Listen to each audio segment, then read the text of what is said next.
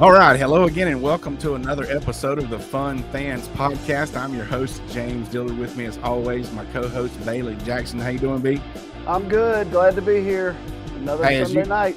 Yeah, another Sunday night. Hey, as you can see, we got a special guest with us, softball pitcher Brooke McCubbin. We're going to talk some golf, a little bit of pro golf, and some fun fan style golfing. We're going to give a quick, short update on college baseball, and there's some NIL drama going on, so we're going to talk about that, some hot topics, and we're going to give away some merch. But first of all, the Fun Fans are a proud part of the Fanboys Fangirls Sports Podcasting Network. If you're a true sports fan, the Fanboys Fangirls is perfect for you. Find various nationwide podcasts and other sports media at thefanboys.com and all forms of social media. The Fun Fans Podcast is the official podcast for Clemson fans. And Bailey, what's our official place to dine? Reuben's Food, Sports, Spirits, and Catering, the best wings around, with 2 locations in the upstate, 1083 Batesville Road in Greer, South Carolina. I went right by there the other day.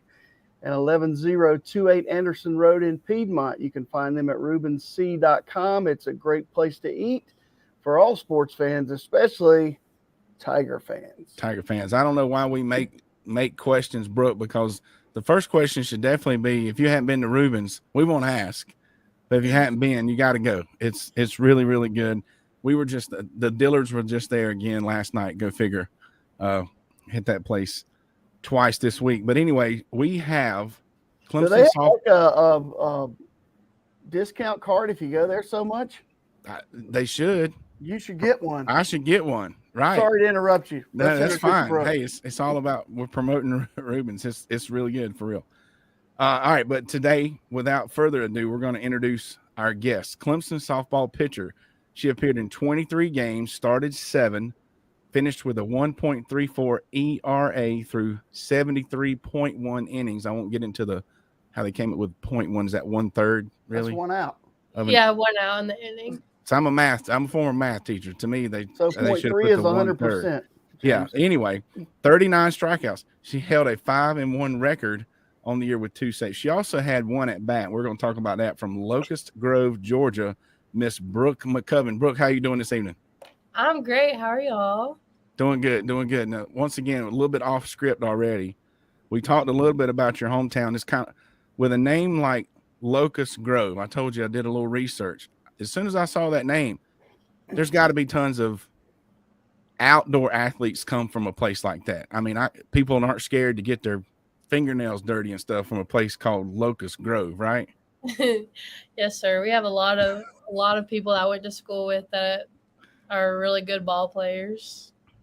Very good. No surprise. It should be a whale for the Tigers. Just dip the pail into Locust Grove and bring them out of there. So anyway, one other thing about the bio, they threw in that you had 1 at bat, but didn't give the outcome. Would you mind telling us what happened with your 1 at bat?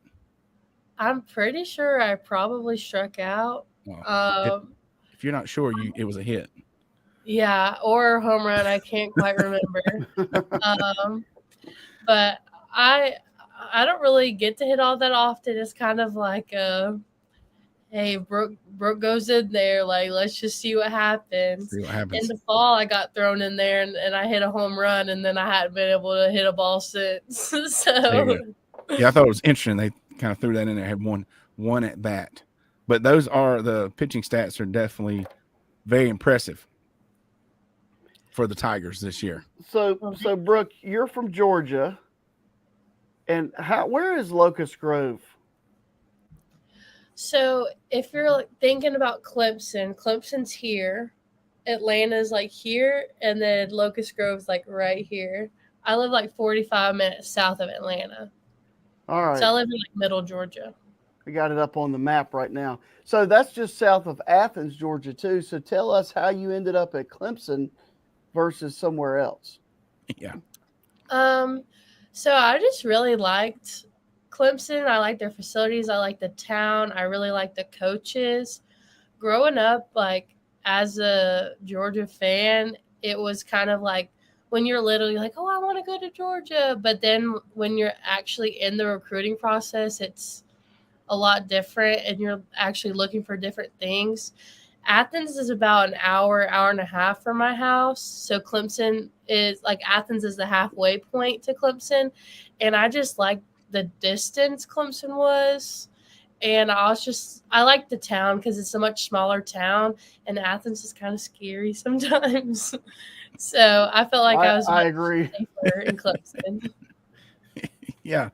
There's a lot of barking going on in Athens from our experience. So yeah, that is really cool what they do when they kick it off though and they bark it. It is. I have to give them credit for that. Yeah, it is definitely. It is noted cool on our podcast that it is hated by the opponents, but it is understandably a very, very cool tradition stuff that they have there at Georgia, and they've had some definitely some things to bark about, especially when it comes to football here lately. Recently. Yes, so speaking of your student experience, what year are you now, and what is your major? So I'm a rising junior, so I will be in my third year this year. I'm majoring in parks, recreation, and tourism management, but I'm emphasizing in sports management, and I'm hoping to be like a director of operations for a sports team, maybe in the collegiate or pro level. Or an athletic director like Bailey. That's yeah, me. or I could do that too. Yeah. I could do a lot of stuff with it. Yeah. Hopefully my parents are watching this and believe me because they think I can't do anything with it. You can do whatever you want yes, to do. You can. Tell them I have a master's in sports management, which we've discussed before, but yes, that there's plenty of things you can do with it, so go get them. Yeah, go get them. I need you to tell my mom that. Well, I Hopefully will. Mom's listening. You guys had a great season, all right? And from your perspective, what was it like, and where are you headed, I guess is a good question too. So as a new program, just playing like one of the top teams and like competing with them was like a really eye-opening thing because we had gone through kind of a rut. We started off on a really high note and then it kind of slowly just went into a rut. And then I thought we ended on a high note, even though we lost. But it was just kind of eye-opening and gave us some more confidence because a team that has been dominating college softball longer than you've even been a team is very, like, I guess threatening. Like you just don't know like how you're going to do. But I thought this year went really well. And I think we're only going to get better from this year and this experience playing Oklahoma and the super regional. Yeah. And that looked like a heck of a place to play too. You know, it was, it looked like it was all Oklahoma except for one little section of Clemson fans. Yeah, and it was just our parents. Right. Yeah, that's and you were down to like 2 strikes with 2 outs twice from ending their win streak. But so it was good. I would agree with you. Definitely. Definitely have measured against the measuring stick. And as far as I'm concerned, and anybody else really, it was a little bit here or there and could have pulled away a win. And when you pull away one win, who knows what could happen. So I think, the program's right there. You guys just keep working, whatever you've been doing. And I'm sure it'll happen. But is there among that super great season you guys had, very successful, there are ups and downs, like you said, is there a moment that stands out? Was there a favorite moment, a coolest moment, or something I know you realize right then that I'll never forget this moment kind of moment? So I think we were playing Furman. I can't really remember off the top of my head. It was a midweek and I got the start and I had a perfect game going into the 5th. And then I had a no-hitter going until the last inning. And with the last batter, I think I had 2 strikes on her, and then she hits the ball up the middle and ruins a no-hitter. And like when they took me out, because I wasn't going to even pitch the whole game, but I had a good game going, so they let me stay in. And then I got out, and everybody gave me like a standing ovation. All my teammates were like giving me hugs. Like even though I didn't even do it, it was just like such a cool moment to see how happy they were to see me succeed. And I was even talking to Aaliyah, our shortstop, after the game. She was like, yeah, if a ball came to me and we didn't think we were going to get her, we were just going to throw it crazy so it would go down as an error, not a hit. And so it was just like yeah, it was just nice to think that my teammates had my back. That's a lot goes That's on. what teammates are for. That's right. Yeah. There's a lot goes on when you're out there playing in a lot of sports, but athletes, some people, if they've never played, especially, don't realize what all goes through folks' minds, and it's hard to focus on, what you need to do when something like that gets going, and that's really, it's harder than you think probably to even get close to a perfect game or a no-hitter for sure. That's why it's a big deal when it actually happens. Cool. Yeah. So who would be now? I don't want you to make anybody mad, but who would be your favorite teammate? If you had, let's say, you can tell us more than one to be fair. Sure. I like everybody on my team, but I would say the closest people I'm with, not my favorite, but the people I'm close That's a better with. way to phrase it. That's a better way, definitely. Would have to be Jaden Rosowski, number 21, Haley Whitesides, number 11, and probably Mac. Mac, me and him are pretty close. I'm trying to think, I feel like I'm friends with everybody, but I would say Jaden, if something happened, I'd be like, oh, Jaden, guess what happened, kind of thing. So I would say those are probably my closest friends, but I'm good friends with everybody on the team. Very good. Yes, that's a perfect segue into the next question. For those of you that missed last week's show, Mac is not a player, and his last name is Dog. But we've established that it's Mac McLaughlin. Okay. McLaughlin. Mac. Very simple. He's from Seattle. He's the manager for the softball team. He's the team manager, the number one hype softball guy ever, right? Mac Dog on TikTok. Yeah, and we're gonna. This isn't really talking about him, I don't think. Whatever, but we're just a legit question. He seemed like a really, really good guy to me and Bailey. Like I say, we're high school administrators and whatnot, and we like to see the future of America, and we get in, want to help kids all we can. But since you know him, is he really as good a guy as he seemed to us, or you think he was just putting on? Oh, he is? Okay. He's so sweet and kind and genuine. So my birthday is one day before his, and we were like, we're not getting each other birthday presents. We're not going to do it because it's fine. We're not going to get each other birthday presents. And he went out and got me a birthday present, even though we said we weren't going to do it.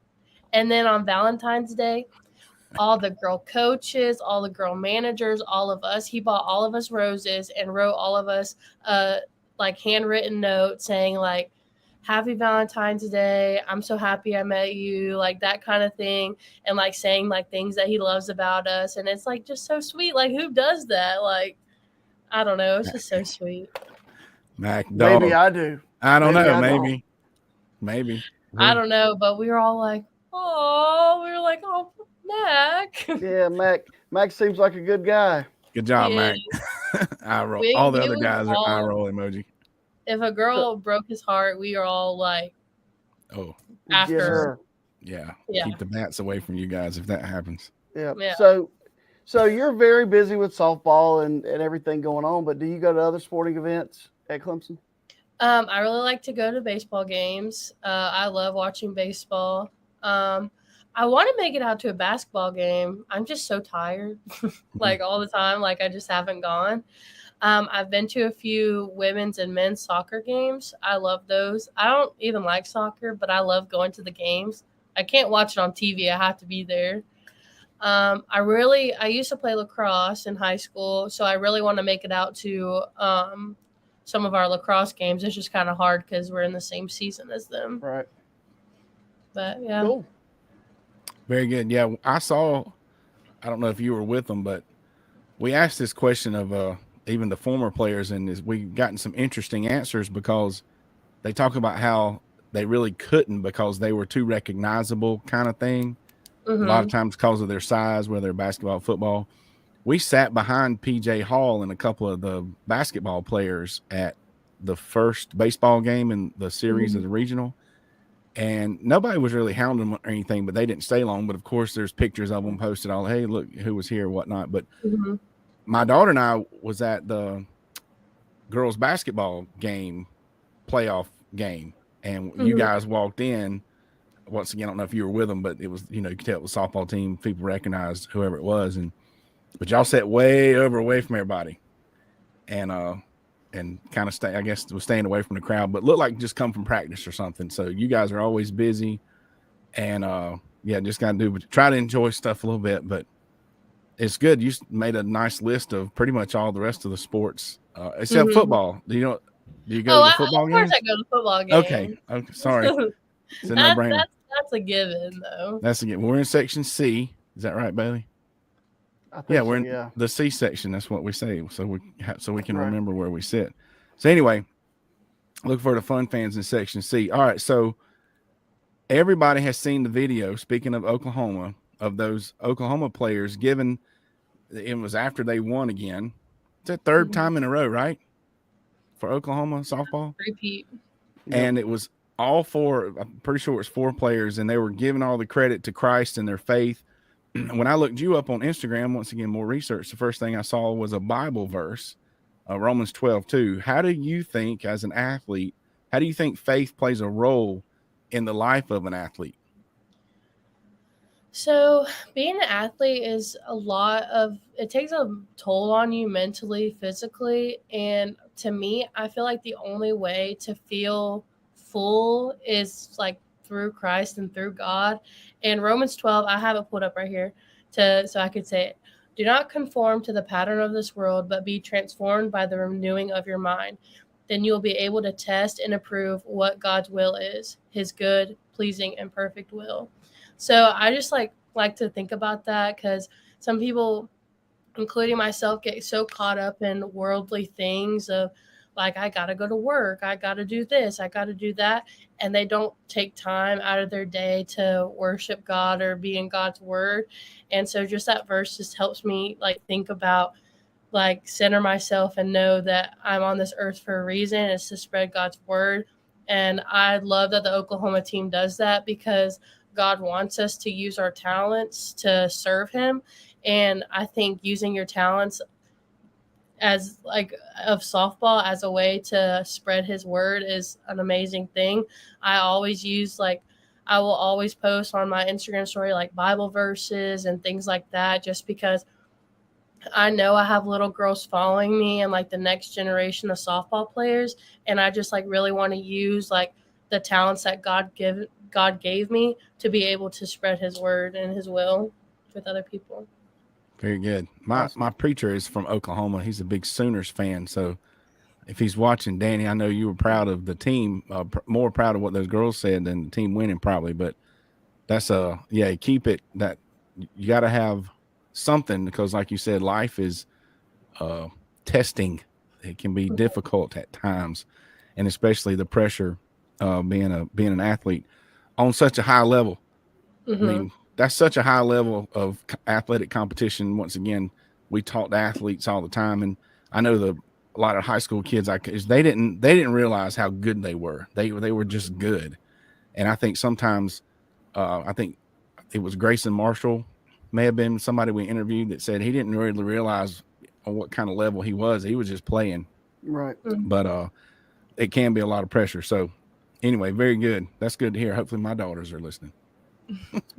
Yeah, so to change subjects a little bit, we saw that you're back in Clemson, or you're offering some camps and some lessons and things like that. Is that right? Yes, sir. So I'm actually not in Clemson right now. I'm back in my hometown, but I will be doing lessons, and I've been helping out with practices for teams. I'm going to be putting on a pitching camp with my pitching coach from back at home. And I'll be getting lessons at her facility in Warner Robins, Georgia. And so I'll be doing that, but I'll be back and forth, but mostly I'll be in Warner Robins getting lessons, mentoring if people want to, just all kinds of stuff, just doing softball the whole summer. And they can find that information on your social media, I'm assuming? Yes, sir. On my most recent post is a picture. It will be of me pitching, and then it has a whole thing talking about what I will be doing and the account for the facility. And then you can either message me or that account to like set up something with either of us. Well, cool. Very good. Very good. We appreciate that. And if there's any specific links you'd like for us to post with this show, you can email those to me, but we'll definitely direct folks to your social media so they can get that information. If they're anywhere near those areas, it's probably worth the drive to get some instruction and mentoring from Brooke, one of Clemson's standout pitchers. So, but we appreciate you being on here, and we wish you the best of luck this summer and next season for sure. Thank y'all so much for having me. I really enjoyed good luck. Go get them. Go Tigers. That's right. Thank you, and go Tigers. Thanks, Brooke. All right. She's great too. Oh yeah. What's up with all the all the kids are great. High quality individials in Tiger Town. Let me tell you. Somebody's doing a great job recruiting. Not to take. It's definitely credit to all the coaches. They're Dabo got that reputation of we recruit character. We recruit, yeah, and that's apparently program wide, not just with football for sure. That's correct. Yep. So anyway, all right, transition. Speaking of being in Clemson, don't forget about Wayne Buckingham's fundraiser. Tim Bourret has said this will be a historic event because this will be the first time these guys have been in one place at one time. We're talking Horace Grant, Dale Davis, Levon Kirkland, Michael Dean Perry, Coach Danny Ford. The list goes on. Reach out to us for more details. Find the information that's on this graphic on the screen, the WAB Alumni Fundraising Orange and White Weekend. Once again, that'll be included in the links that we post when we post the links. And also a reminder that not only are we on all forms of social media and our shows are posted on YouTube, but we are also Channel 24 on WSBN TV. Download the Boxcast app, and you can just watch us on TV just like ESPN or CBS or any of that kind of stuff. Any of your favorite networks. Yeah. Yeah. And I don't have my True Victory shirt on, but everybody sees that ticking across the bottom. So, Bailey, we want to do just a quick update on baseball. Even though Clemson's out, we're good sports coverage-ish people, right? Yes. Is there at least one game we want to point out? All right, so Florida swept the Gamecocks this weekend. All right, that concludes the fun fan coverage and punched their ticket to Omaha, Nebraska. And 2 ACC schools actually did as well. Wake Forest swept Alabama, beat them 5-4 in game 1, and then 22-5. So they must have went for 2 after the third touchdown. Alabama laid down. And then Virginia actually beat another ACC school, Duke, after losing the first game, beat them 2 times in a row to advance. So there are 2 ACC schools in Florida that have nailed down a spot in Omaha. And I'm looking quickly. LSU's up 1-0 in their series. They're in the bottom of the 6th. It's 5-3 LSU over Kentucky. Oral Roberts is up 5-4 in the top of the 7th at Oregon. That is the championship game of that super regional. Yep. And Southern Miss and Tennessee are tied 1-1 in their super regional. And then Stanford and Texas play game 2 tonight at 9 p.m. Texas holds a 1-0 lead. And that's the deciding game. Tennessee's game tonight is the deciding game for them. No, I don't think it's tonight, is it? I'm pretty sure. And then the last one you mentioned, they've only gotten one game in. There must have been some weather or something, but so they're a little bit behind. I think Tennessee, Southern Miss play tomorrow. They played today already. And then other games tomorrow could be, if necessary, LSU, Kentucky, and if necessary, Texas and Stanford. So, well, speaking of LSU, and since this is the Fun Fans podcast, I saw, to me, the important highlights was lots of tailgating going on down there in the Bayou. So props to the LSU baseball fans for getting it done outside of the stadium. In other college sports news, name, image, and likeness is back in the spotlight. Here's a quote from NCAA President Charlie Baker. He said he wants a federal law to regulate the way college athletes can be compensated for endorsement deals that creates a registry of deals, agent certification, and uniform contract standards. The quote is, I think it was a big mistake by the NCAA not to do a framework around NIL when they had the opportunity to. Charlie and Baker. I said this months ago on this program. I mean, I hate to say this, but anybody that would really think that anybody, and I don't mean this in a bad way, especially for the kids. I'm talking about the other people. It's documented. Go back and listen to our podcast when all we talked about was NIL for an hour. The people that were going to make money besides the kids were the ones that were like, just do it. They need the kids. They should get the money, blah, blah, blah, blah, blah. Every other adult in the world knew that there should be some thought process go into this thing. And now we said this back in January, they're going to have to try to back up and punt. But yeah, so that definitely. I said that if the Nick Sabans and the Dabos and those people in this world got involved, that there would be some serious changes made. The problem is it's a state versus federal issue. Okay. I'm an old social studies teacher. There you go. All states are making different laws about how to handle this. So most of the schools that are benefiting from this are state universities. Yep. So there has to be some federal regulation on how this is handled to make it all uniform. Because if you don't, and then at the same time, nobody knows what anybody's getting. There's no transparency. Correct. So that ought to be, if you play at a state school, that ought to be public knowledge. Just like our salaries can be looked up online right now because we work for the state of South Carolina. All right. We knew this was going to get out of hand. Now you continue, and then I'm going to go on another rant. All right. So, and like Bailey's saying, the thing is, whether people want to rein it in or not, the federal at some point, the federal organization that you would rather stay out of it the most is definitely getting into it. The Internal Revenue Service, that the IRS told the NIL to hold my BER. I almost couldn't spell beer. Anyway, IRS says donations made to nonprofit NIL collectives are not tax exempt.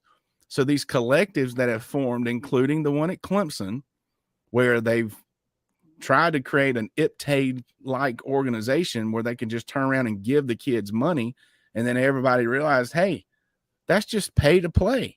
Right. And now they probably sold it with the idea that they could write it off. Correct.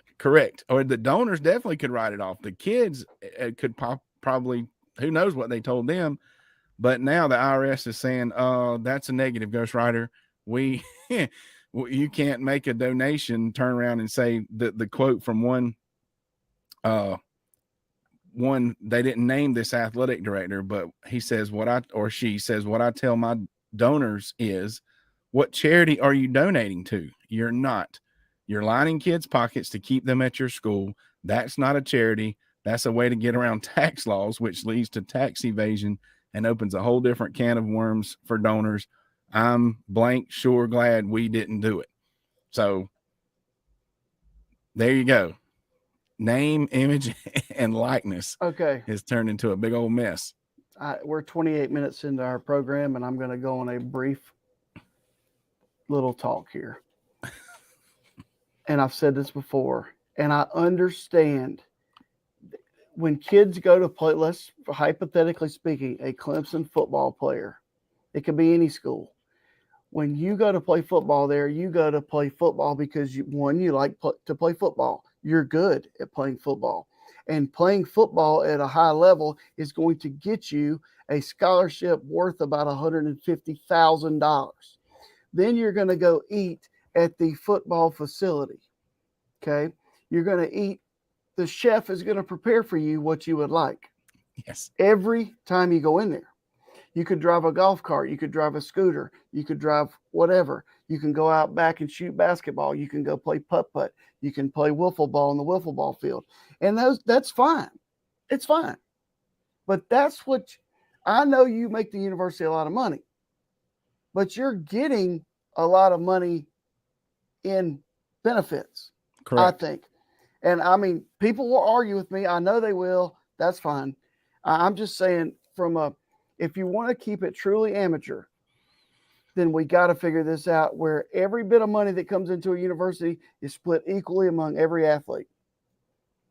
Well, it goes back to, and like I said, we did a show on this. People can go if they want to hear the full hour of our opinions. But my impression of NIL, whether I agree with it or not even getting into that, is name, image, likeness.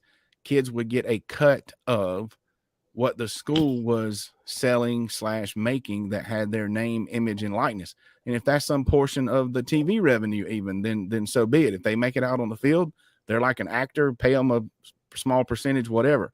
But definitely if they're selling Trevor Lawrence jerseys for $80, give Trevor $8 for every jersey that got sold. Or if they're on the cover of NCAA football 2023, whatever. Yeah, but it definitely did not stay at that level. It definitely got out of hand.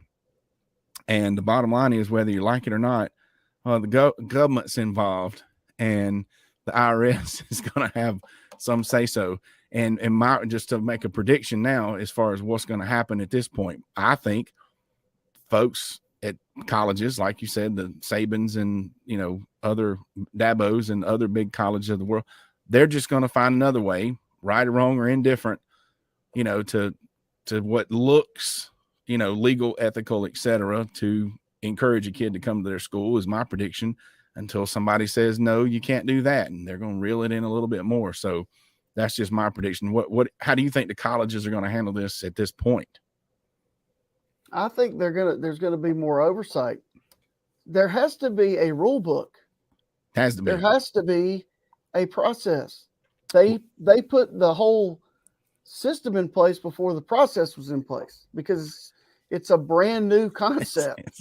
They put the cart before. This is the epitome of putting the cart before the horse, for sure. Right. But so they're making the rules up as they go, and they're not real good rules. Right. So before the next recruiting cycle, if they've got something in place, that'll be fine. And at least for them, that's fine. Really, that's how, you and I are in charge of programs and organizations. You plan something, you go through with it. That didn't work out so well. This could be better. That could be better. You tweak it, you do it again. Hopefully it's better. And hopefully you're looking to improve it every time. You debrief after you have something. Correct. And you say what worked, what didn't work, what do we need to change, what do we need to keep.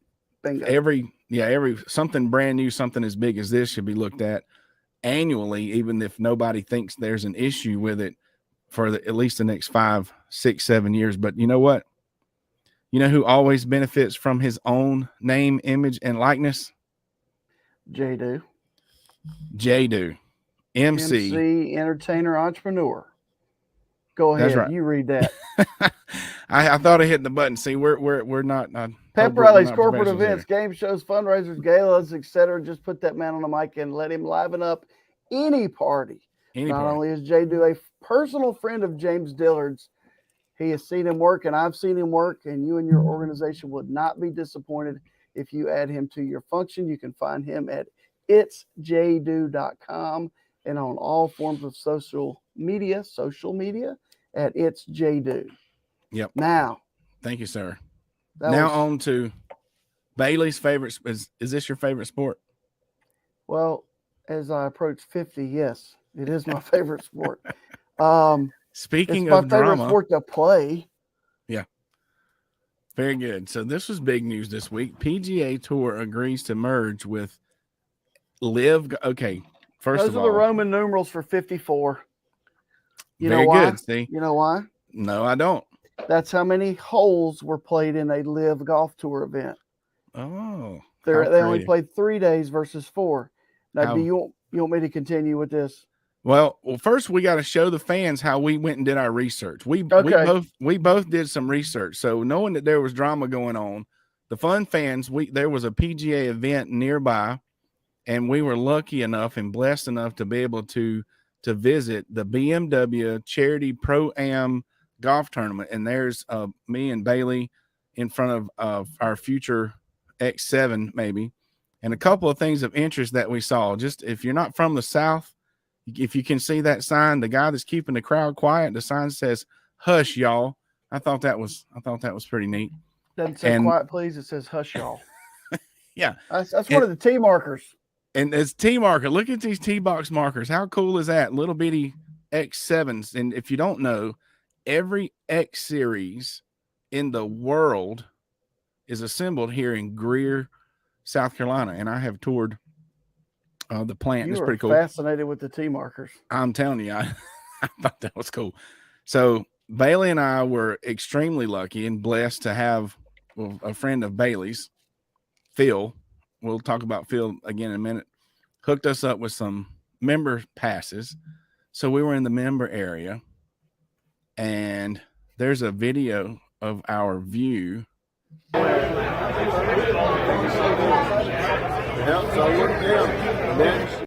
So that was our view on the 18th approach as we were watching the BMW Pro-Am. And on-site research, we learned more about the Thornblade member. These aren't really porta-johns. We'll call them mobile restrooms. These are mobile restrooms, okay? I didn't take a picture on the inside for obvious reasons. Thought about it. But it literally was like a normal bathroom, running water, rolled right up to the tent there, right outside the 18th green. So it's as nice as the one in my home. It's that they don't do porta-johns at Thornblade. So that was mobile bathroom. So that's the extent of our research. We didn't really get to the bottom of the PGA and Live golf tournament drama. So Bailey, what tell us what we need to know about this. All right, so just for the people out there that don't know, a couple years ago, a Saudi-based conglomerate started a new golf tour with Greg Norman as their commissioner, and they offered millions of dollars to the top players in the world to join their tour. Well, the PGA Tour said, hey, if you join that, you can't play on the PGA Tour anymore. So it's a long story. And, you know, the Phil Mickelsons, the Brooks Koepkas, the Dustin Johnsons, they went and played on this tour. They were guaranteed millions, $100 million. No matter where they finish. Correct. Because they had appearance fees and they had these and different players were given different amounts to sign with them. So like NIL deals. The Saudi Arabian Sovereign Wealth Fund is a fund.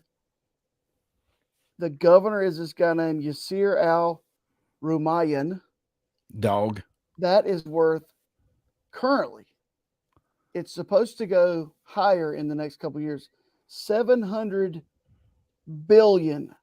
All right. So they started scooping up all these players. And then the PGA Tour was like, oh, Saudi Arabia treats people inhumanely. We can't believe you guys are doing that. There were PGA Tour professionals that said, I'm a PGA Tour guy. I'm going to be loyal to the tour. I'm not going to take the money and run. All right. And on the Live Tour, they get to wear shorts. There's a party atmosphere. It's this, it's that, it's whatever.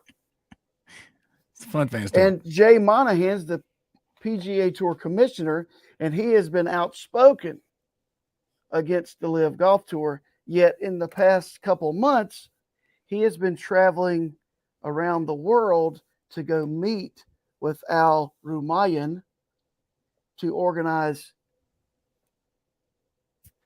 a joining of forces with Live Golf.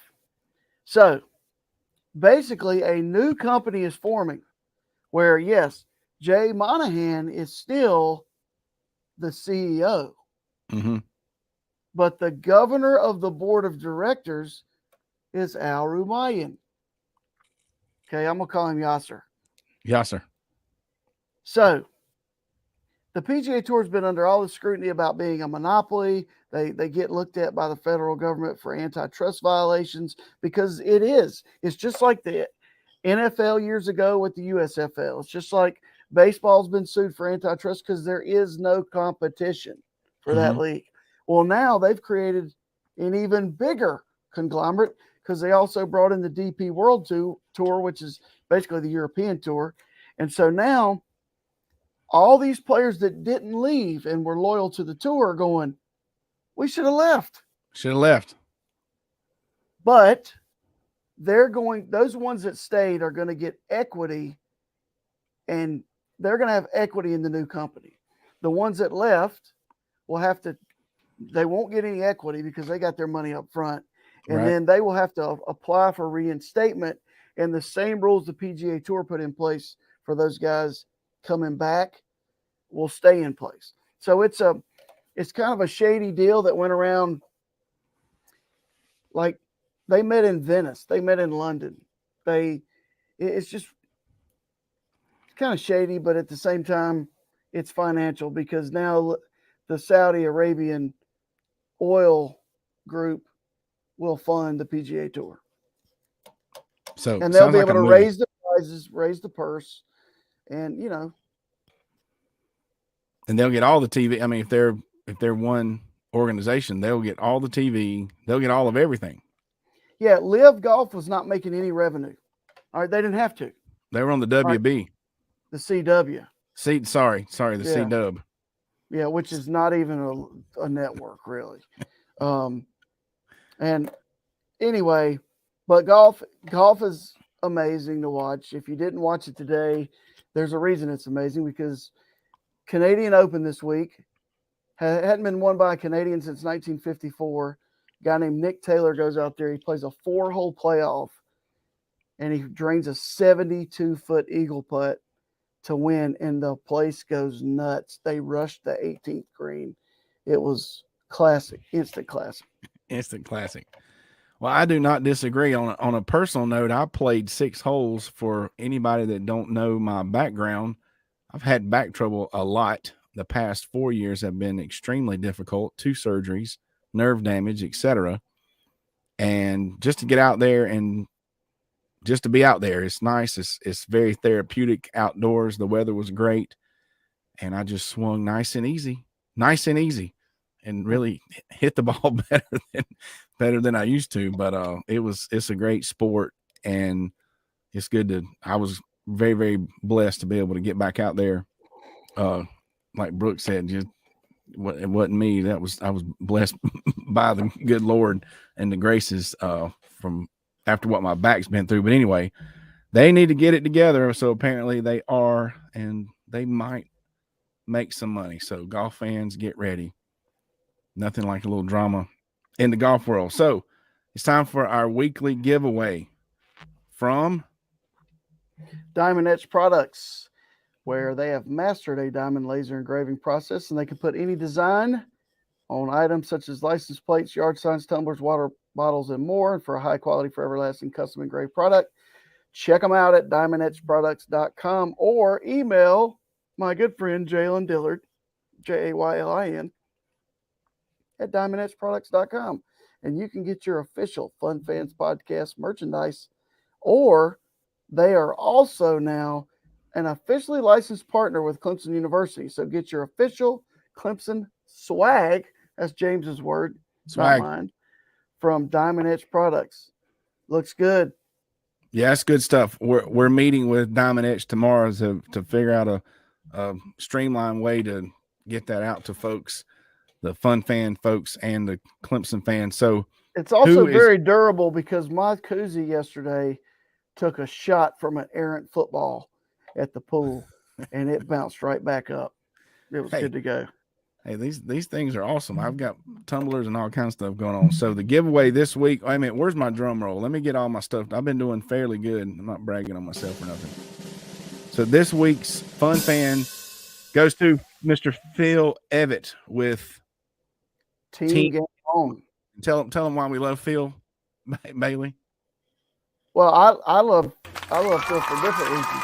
I mean, he's one of the vendors I work with. He does great work with, uniforms, T-shirts, hats, banners, windscreen, etc. So Phil does a great job, and his whole team at Team Game On does. But he also helped us do our research at the BMW, the Corn Ferry Tour event, where famous celebrities like Larry the Cable Guy were there. Yeah. Ken Griffey Jr., etc. Helped us with our research. For his help, we'll probably send him a koozie and a tumbler. So Phil, I already have your address, and I'll get you a koozie and a tumbler as soon as possible. How can you win? Just share any of our shows on any social media, and you'll be entered to win a koozie or a tumbler, some Fun Fans merch. Reach out to us and on how to participate in Wayne Buckingham's Orange and White fundraiser and get to rub elbows with big time Clemson names. We appreciate all the updates, that interview. I kind of do this at the end, but I already think this is one of the best shows we've done. If you're listening to this show and you got people that hadn't listened, share this show. I think it was a great show. The interview with Brooke was great. Bailey's, insight on NIL and LIV and PGA and BMW and any other three letters. Is it insight or just it's insight? My opinions. We're going to, for these purposes, we're going to say it's insight. Is next week? Is that Father's Day?